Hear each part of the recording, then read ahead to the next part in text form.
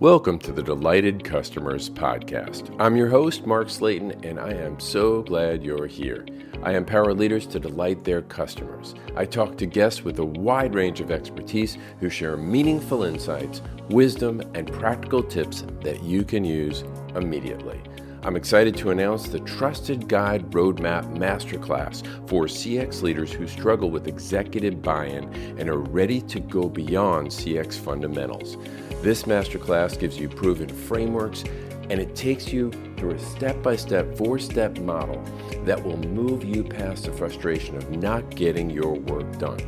It's unique because it's live, interpersonal, hands-on, and we give you tools and templates to help you build your CX roadmap. To learn more, visit empoweredcx.com. The next masterclass starts on February 27th, so don't wait.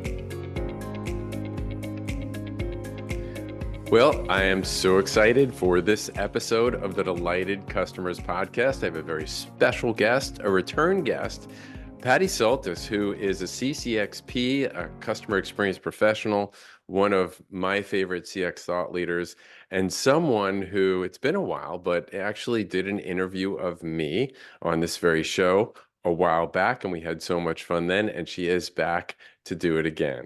Welcome, Patty. Thank you. I'm so glad to be back, and I'm even more excited about the topic we're covering today. Yeah, so we are always talking about customer experience. This time we're really thinking about the customer experience leader and the challenges they have with leading what they do, which is really leading change, right? They're a change agent to make cultural transformation and embed customer experience into the culture of an organization, right? Yeah, absolutely. And it's funny how people Mm. come into these roles and they can't, like, they get so frustrated because they can't get things done, but it's that miss of the understanding the change, being a change agent, and really just to start diving into our topic, but really like getting into that trust piece. Yeah.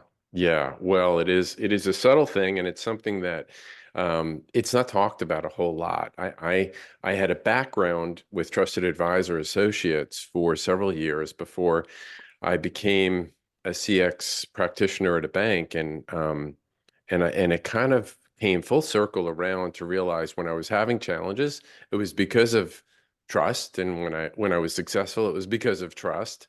And there's some science or some art to it, but it is fascinating, and I can't tell you how important I think it is to the success of a CX leader. Yeah, and Mark, I agree because a lot of times after I've finished having a conversation with somebody or I've done a presentation or anything, any type of interaction that has happened, I think to myself, okay, how did that go? And I think about the content. And what I've learned from you is to stop thinking so much about the content, but think about the relationship and the rapport that I've built with that person. And does that person see me as somebody who has been validated and trusted? So you have a great frame of reference to talk about this very topic because you were a CX practitioner, and you worked at some of my favorite retail stores, Neiman Marcus, Marshall Fields, Lord and Taylor. And then you did research for a while and interviewed CX leaders and got involved in that. Now you're back on the practitioner side, and you did work at Moffitt Cancer Center in Tampa. Now you're at Upwork. So just a great background, great frame of reference, and and just how important is this idea of trust and I also want to talk about the troubles and the challenges that CX leaders are having today. And I do think that when I look back retrospectively through the course of time, one of the biggest and most important things was always establishing that level of trust because I couldn't influence without that trust. And I do think that that is something that became a bigger and bigger factor. The longer I worked, the more responsibilities I took on in my roles, that became a bigger factor for me in what it was I was doing. Yeah, I think it's probably makes sense to talk a little bit about the cold hard realities of what a CX practitioner has to go through. And you and I have been there. We've been through the boot camp, the school of hard knocks, so to speak. We have the scars to prove it. And anyone who's done this for any period of time knows that you go in and you're really not prepared for what you're about to go into. And I think you do the best you can to learn. And there's so many aspects to being a customer experience leader, so many different areas from finance to things that are related to marketing, operations, technology. I mean, culture, employee experience. There's just so much. It's so wide. Nobody can be an expert in all of it. And so we're kind of learning on the job. But what we find is that, and I'll go back to a quote from Forrester when they made their predictions in 2023, a little over a year ago, that they said some 80% of CX teams they were predicting would fail because of a lack of skills, and they would get stuck on basic find and fix work and be unable to help their organizations innovate in a tough business environment. And that really frustrated me because I didn't want to hear it. I didn't want to hear that all these CX programs were going to either be collapsed or absorbed into other functions. But the truth is that um, I don't know. I don't know if anyone can actually go back and measure that, but I can tell by conversations I've had with CX leaders that some of them have been displaced. Some of them are really frustrated because their roles have been diminished. And it's frustrating, isn't it? Yeah, it is. It's really frustrating. And it really comes back to the value that you're adding into the organization. And I look at it, there's two really key things that you need to do as you're bringing value into your organization. First of all, you need to align with your organizational goals. Like, that is just a non, it's mandatory that you're going to do that. It is just non-negotiable. The other thing that I think that you really have to do is really figure out how to become an influencer inside that organization, and how do you build your own trusted brand inside your organization. And until you have that trusted brand, you really haven't proven why anyone should listen to you. And so much of that comes from how are you being strategic in what you do with this, and what kind of trust sequence are you building as you're going through your organization and really wielding that influence throughout it. Yeah. And I agree. And I would love to dig into that a little bit more. But the reality is it's worth empathizing with CX leaders for a minute to say, if you don't have a plan kind of structured similar to what you talked about, if you're not trusted and you don't have a plan, then your projects are going to get stalled. You won't have a seat at the table when decisions are being made. You won't get the resources like people and money and time, et cetera. And your work will ultimately hit some sort of glass ceiling, right? That is limited by the fact that you don't have the support. And I can tell you, it's really critical, and I write about this all the time about getting the support of the C-suite. But I will say many CX programs get started or practices get started because they have a burning platform, and the CEOs said, "I need CX. We need to try and fix this for whatever reason," so that you initially have, at least on paper, the support of the C-suite or at least the CEO. That's not enough. You really, even if you have a thumbs up, if you have a collaborative leadership style of any kind, well, then the machine just starts working, right? And so you need to build support at all levels, don't you? Absolutely. And you Mm. mentioned several of them before. In my current role, I work with a lot of product. So I'm working with our product teams, and I'm coming up on about a 6 month mark, and it has been a strategic move to get them to trust me and to understand what it is I can do for them. So it's that combination that really is building, and it's exciting to me to see people starting to come to me and ask for my input and ask for my advice and ask what do I think, and as they're doing that, the most exciting thing about that, Mark, isn't that people are asking me, it's that they want to know more about the customer, and they're Mm. understanding the power that level of knowledge can have in what they're doing. But it all stems from, did I build the right relationship and rapport with them? Essentially, do they trust me? Yeah. Yeah, and there are elements that go into what it means to be trusted, and really what we're talking about is so there's trust that happens between people, between institutions, and there's two sides of it. And then there's trustworthiness, which is really what one person thinks of another person. It's really one directional, and that's what we're really talking about is trustworthiness. Are you perceived as trustworthy as a leader? And so, the drumbeat lately in CX, and I would say the last several years, has been make sure you get executive buy-in, make sure you do prove the ROI of CX. And you mentioned that earlier, and I agree 100%. However, while that's one of the most critical things you need to do, if they don't trust you, if they don't, the old saying of know, like, and trust, then your programs, your projects are going to hit a wall. And part of the reason of that is this idea of how people make decisions. In this, Gerald Zaltman from Harvard Business School wrote a book called How Customers Think, Essential Insights into Innovation in the Market. And he said that 95% of purchase decision making takes place in the subconscious. It's emotional. So we make decisions based on emotions and then justify them with rationale, even at the executive level. So if you think about what executives are talking about, yes, they care about the financial statements, absolutely, income statements, statement of cash flows, balance sheet. They care about all that, absolutely 100%. When they're looking at decisions about this project or that project, other people besides you are making the business case for why their initiative should move forward, right? So it's a choice not between good and bad, but a choice between two goods and which one they perceive to get the most value out of. And it's not necessarily a mathematical equation. You can't just put on paper, well, if I buy this enterprise system or if I put this much money into advertising, then we know we're going to get this much back, or HR development, employee experience initiatives. It's not that simple. When you think about things like culture, they care about that. Risk, they care about that. Reputation, social media, they care about how they're being perceived as a brand.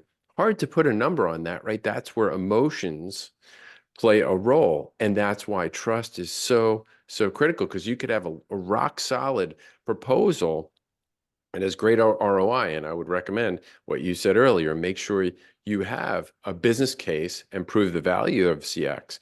But at the same time, it's really important that they trust you as a baseline. Yeah, I couldn't agree more. It's that value proposition.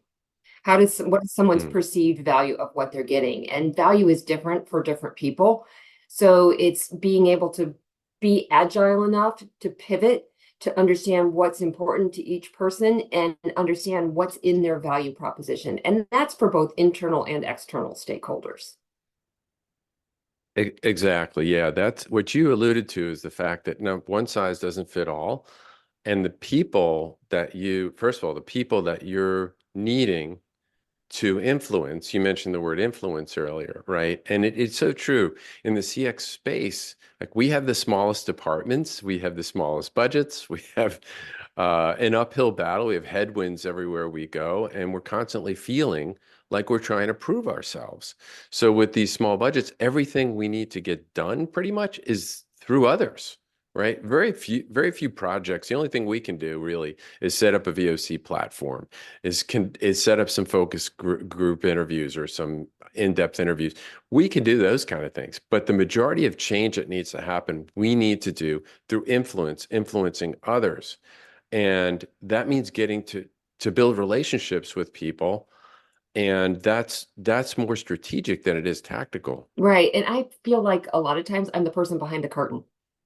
You know, I'm the Mm, one that's behind the curtain, but I'm the one that can make this one move here, and I'm the one that can make this one move there, and so on and so forth. And that's one of the things, Mark, and I'm just going to lay this out. That's one of the things that I've learned yeah. from you is a lot more about how to be a trusted guide. You've talked a lot Mm, about being the guide versus the hero. And I think that's such a great thing for people to understand. yeah. Thanks. The credit goes to Donald Miller, who wrote Building a Story Brand, and he studied to talk about is every story has a hero.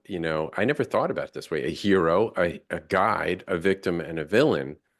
And in some cases throughout the day, we can play all four of those roles.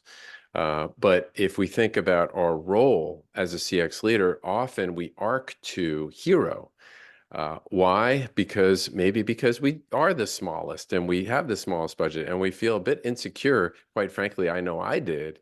And so then I try to be the subject matter expert on everything CX and come to the table and say, well, you should trust me because I know more about NPS and CSAT than you do. And that is a failing proposition. To be the smartest person, to think that you're the smartest person in the room is not what they're interested. They don't need another hero. They're not looking for another hero. In fact, to be quite frank, is there's a whole bunch of reasons why they're not going to trust you initially, right? And some of them have nothing to do with you. Some of them have to do with them, and what they've experienced in the past, and experience completely unrelated to CX, and maybe their own motivations and goals. So to take the stand of NPS went down 3 points last quarter. Our customers said, we are horrible at these three things, so you need to change this. That's not going to go over well. Trust me, I've been there. Yeah, I feel like I live that every day. Because no matter where we work, and especially when you get to certain levels of leadership, you're also dealing with ego. And to come Yes. in and be that guide, and how do you help that other person be more successful, that can really make a big difference. And that's where you can wield a lot more influence. Yeah. Yeah. So I built, after talking to people, after learning from people, my own experience, I decided that I didn't see something out there that quite served the CX leader who had the fundamentals but was struggling in this sense, trying to make real ground in their efforts. And I created a program called the Trusted Guide Roadmap Masterclass because it was something that I wish I had when I was a CX practitioner. And it includes four different aspects, four modules, if you will. We broke it into 4 weeks. And the first one is how to earn trust. So we go into things like you take a trust quotient assessment that's offered by Trusted Advisor, and we break those down and we talk as teams and breakout groups. So it's very interpersonal and you get to speak with other CX leaders. We then go into becoming a guide, as we just talked about the difference between a hero and a guide. And your point earlier about it's important to really understand that people are different and there are different motives that people have, and that maybe there's even some egos involved. Imagine that. So how do you really map out a landscape of who's who and where you are built in terms of building the relationship with that person, and how can you be a guide for them rather than trying to be the hero? So there's a model around that, a template we use there to help you become a guide, and those just sort of underlay the other piece, which moves more toward the rational or logical, practical side of success, and that's building your CX roadmap, which is the third part, which is rich in things like a maturity assessment for your organization, where you are now, developing a benchmark on where you are with your customers and your employees, what they say about the customer experience, and building out a plan for 2 to 3 years for CX. Talk about building value and credibility. Without a roadmap, without a plan, why should they trust you? Right? And building one with consensus. And then the last part is proving the value. And that's really critical. So we go through 5 ROI models that we give you templates for and calculators that you walk away with on how to prove the ROI and really how to think about it, because every organization is a little bit different. One size doesn't fit all, but as you learn a thought process and you learn how you can calculate ROI, you can use it and apply it specifically to your organization. So that is the 4 keys, in my opinion, to getting success as far as a CX leader. What you're talking about here is you do need to have that value, because if you don't have the value, it's kind of what's the point? And that's where these CX become at risk. But the only way that you can go and prove that value is to do the other 3 steps. And I know this, Mark, because I've learned from you and I've been using them in my role. And I mean, there's no other way to put it other than to just say it works. But you really do need to go through all 3 of those steps order to get to that fourth one, which is proving your value. And so it becomes a really important thing to get to that point, because that's where people do start to listen and pay attention and rely on you truly as a trusted advisor. Yeah, it is easy to miss that. And one of the challenges is if you find your work stalling and you haven't done just what you said, built the trust first and are viewed as a guide versus a hero, they're not going to tell you. You know, it's a silent thing. It's all of a sudden, the phone calls, you're hearing crickets. You're not you hear about a meeting that you weren't invited to where some decision was made. You are not getting work approved, or you're getting, after you thought you had something already approved, it's not approved anymore. And it's because of it could very well be because there's a lack of trust, and you're being viewed as a threat. Well, and the other thing that I'll say about this is that when you're put into a leadership role and you have a team that is reporting to you, and you do have on paper in the org chart, you do have influence over them. But once again, if you don't do these 4 steps, it doesn't work because you don't have the trust of your team either. So it's going to work on both sides. It's going to work for the peers that you're out there trying to influence, as well as it works when you're working with your own team. Because when you have that trust on both sides, people know you're invested in them. And that's where the Yeah. value comes, is that you truly are invested in them. And it's always funny to me because we as CX people talk about empathy and we talk about EQ, and we need to have it for our customers. We need to have it for the people we work with. And that's what this Yeah. does, is it helps elevate that. Because the other thing I'll say about this is that I think we intuitively do some of these things, but when you consciously start to do them, and that's what happened, like even in my particular case, Mark, that happened to me. I consciously started to follow this roadmap, and things happened so much faster. I didn't Yeah. get stuck. I didn't get frustrated at various points because I was doing some of these things a little intuitively, like it just made sense to me. But now that I've got like the whole thing lined out, I'm moving with so much more speed. And that makes a Nice. difference. Yeah, I mean, in that regard, if I could share a failure of mine, when I was a practitioner, and it didn't go as fast as you're talking about. I had a situation where we were trying to develop proving the value. We were trying to follow Gene Bliss's model for volume and value, and proving the value of CX. And we were looking for a mathematical formula, financial formula that we could use, and we came up with something called the Client Engagement Index. And really, what it was is the CFO really cared about driving business through all the different vertical lines of business. And so it was a share of wallet metric. It was how well we feeding the beast, how we hitting on all cylinders of the different businesses and feeding each other, because we're a bank. So we have over 100,000 banking clients, and not everybody's buying commercial loans who has a business, mortgages, have had treasury management with us if they're a business, or have investments with us in our trust. So our current customer base is our best source of new business. They're already customers. And that's just one example. So we wanted to measure that. And I had everybody but one business line leader who I thought was on board and I was kind of friendly with on the side. And it turned out that that person had a problem with the metric. That person felt like he couldn't control business that was in one of the areas outside of his, and therefore was threatened by it. Didn't like it because he didn't have control over it. Leadership wanted all the cylinders pumping on all pistons, but he was thinking about his vertical.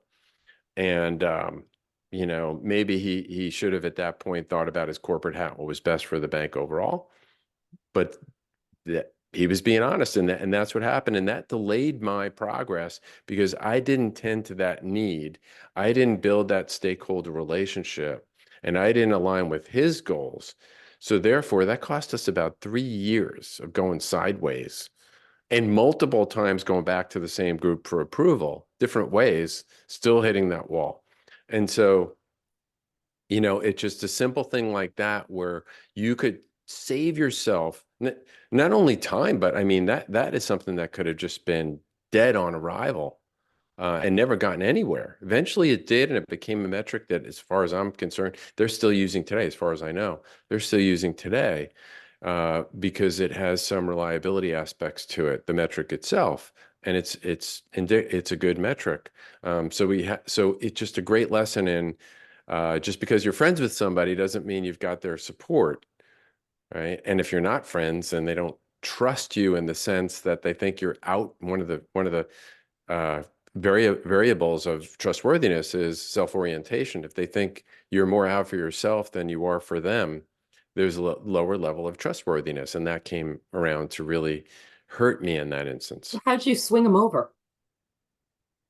Well, I think it was really sitting down and understanding how we could frame the metric in a way that didn't make him feel as threatened, You made a partner. right? And look, in other words, like what's okay, so let's play this out. What's going to be the outcome if, you don't hit this number? Nobody's going to lose their job. Nobody's going to get fired over this. This is just a goal of senior leadership because they want more. So that was the feeling of is I'm going to get dinged. My people are going to get dinged, and we're going to get hurt. And these metrics, just like NPS, they really shouldn't be getting people fired. That's not the purpose of these goals. And so that was kind of a misunderstanding.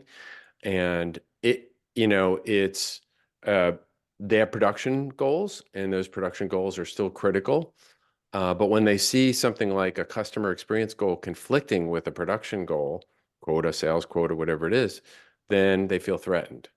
And so that was the key to me, is sitting down and digging in a little bit further into what the underlying concern was.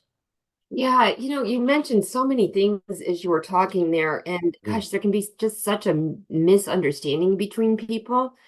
And I think that's the other part of having that trust is it delineates and decreases that potential for misunderstanding. Because if you're operating from that same viewpoint of we're in this together and you've got that trust and you're serving as the guide, that that just helps so much. And gosh, Mark, I really appreciate you sharing the mistake that you did with that because it got me thinking. I was like sitting here thinking, I was like, I have like 100 of these things that I've done where I've done them wrong and been a little rash, and like my biggest thing is I'll get something and I don't understand, like it's so crystal clear, like why can't somebody else get it? But when that happens to me and I'm like, okay, I get this and it's all so crystal clear, now I can go back to my roadmap and I can pinpoint Mm. along my roadmap what it is that I need to do, and I can turn that situation around. Whereas before, it would just lead to insane frustration on my part because I'm like, if we don't do this, then we're going to lose this much in revenue, and we put this at risk, and so on and so forth. Like I could throw the financial implications right into it, but it came back to going back to the roadmap and where did I miss a step? Yeah, you brought up a really good point. As a CX leader, is really the number one advocate for the customer in the organization. The number one, even the salespeople. And I was a salesperson for many years.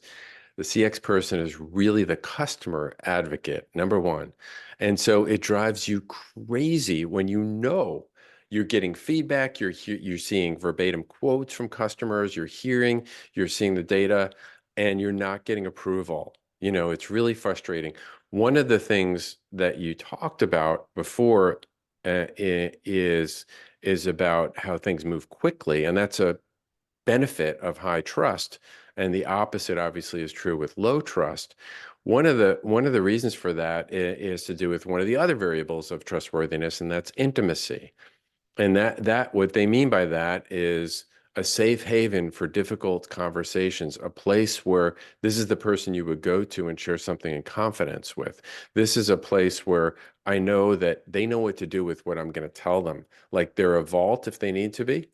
They need to go, uh-huh, if that's a response, or I can't believe that happened, if that's an appropriate response, right? They know how to respond. And what you get then with that stakeholder is honesty and transparency back. You get that back because you want to know what the underlying issues are that could potentially slow down or accelerate your initiatives. And you won't get that if there's low trust. Mm-mm. No, you won't. And you're taking me back to my retail days and thinking about when I was trying to convince our buying teams that we needed to add a vendor or something like that. And sometimes these negotiations could take 2 and 3 years. Like they were very extensive and lengthy. And Mm. a large piece of it was always getting into the numbers piece. How many dollars per square foot could we do? What was our sell-through going to look like? What would our stock to sales ratio look like? What would turn look like? I mean, we looked at all of those pieces. Of course, looking at what gross margin was going to be and all that. But there was this other number out there that was so hard to quantify, and that was your opportunity, your Mm. opportunity dollars. And the only way for me to get to the opportunity dollars was to know what the customer wanted and what the customer needed and how much was the customer willing to spend. So in order to get that information, I had to, of course, get it from my customers, get it from my selling teams, so on and so forth. But in order for that to work and to convince people, it was never going to happen if I didn't have that trust in my organization. And they didn't trust that what I was telling them was what was a possibility. Now, part of it did come from those other financial numbers that I was talking about, the sell through, the dollars per square foot, the gross margin, all of those pieces. But the other part came from they trusted me on that opportunity number because I had shown them that I was somebody who could be trusted. And that was Hmm. the only way that it worked because I had no real like ground to stand on otherwise, other than the fact I had that trust. And they could believe me when I went to them and said, this is our opportunity dollar that we have here. Yeah. And that's another great point is that, even if we're trying to prove the value, we may need other people to influence to help us get that data. And they may have it and not tell you they have it, or they can get it, but it's too much of a hassle because they don't trust you, they don't like you, they don't know you. And so you get that data and you've got their support, and you're gonna need even to prove your value and your case, you're gonna need the support and the trust of other people. Yeah, and I did. You're right, Mark. I had to have the data behind it, but nobody would have listened to me had I not had that trust. Yeah. It Yeah. it would have all been just dead in the water. It would have been a pie in the sky. Gosh, I wish we could have had this thing. And you know what? That solved so many problems for me because it solved not only customer problems, it also solved employee problems for me because they knew they were being listened to. So it was a win like the whole way across. Yeah. Yeah, and so I'm a believer in this. I'm a believer in, earning trust, becoming a guide, building your CX roadmap, and proving the value once you have the fundamentals down. And I'm going to say it's not easy.